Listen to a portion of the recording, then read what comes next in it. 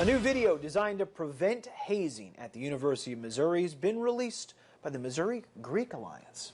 It was sent to the Mizzou Greek Alliance's 16 fraternities to present to their incoming pledge classes, as well as to officers, actives, and alumni volunteers.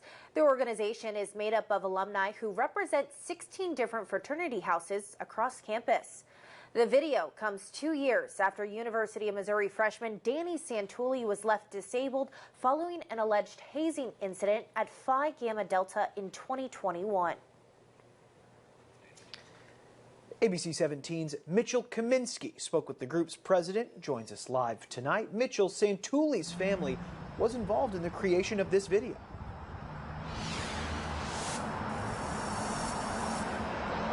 Megan, Lucas, the Mizzou Greek Alliance says they were in constant contact with the Santulli family during the creation of this video. That included letting them review the first draft and approve the final draft. Now, all of this was done in an effort to ensure that nothing like this ever happens at the University of Missouri again. According to national statistics from hazingprevention.org, more than half of college students are involved in some form of hazing. In 95% of hazing cases, students who were aware they were hazed did not report it. That is why the Mizzou Greek Alliance wanted to take action by creating an informative video. But it's designed to change behavior. And we have felt that some of the speakers that go around the country talking about this stuff sort of dance around the critical issues involved with hazing. The 26-minute video is titled "Arm Yourself to Say No."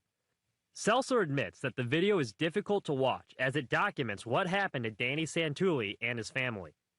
They knew he was in distress and his lips were blue and nobody called 911. Santulli was left unable to walk, talk, or see after suffering a traumatic brain injury after a fraternity event. Several fraternity members have since been charged with hazing, with many taking plea deals. The University of Missouri already has a hazing prevention program called Prevent Zone that is offered by the Office of Student Affairs. However, Seltzer believes that their video can help other organizations on campus outside of Greek life.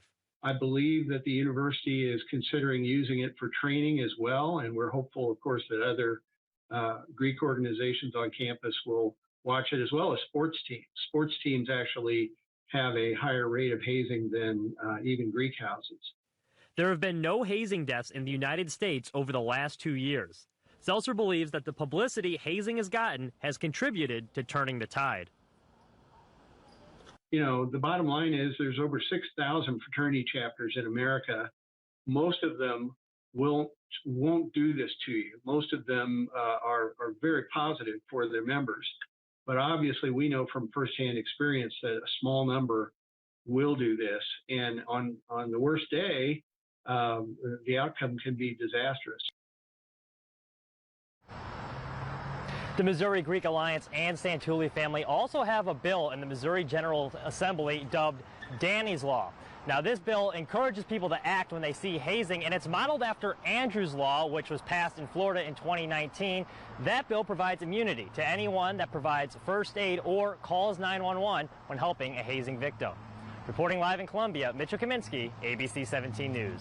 Mitchell, thank you for that report. Andrew's Law is named after Andrew Coffey, who died in a hazing incident that led to 9 members of Pi Kappa Phi fraternity getting charged with hazing.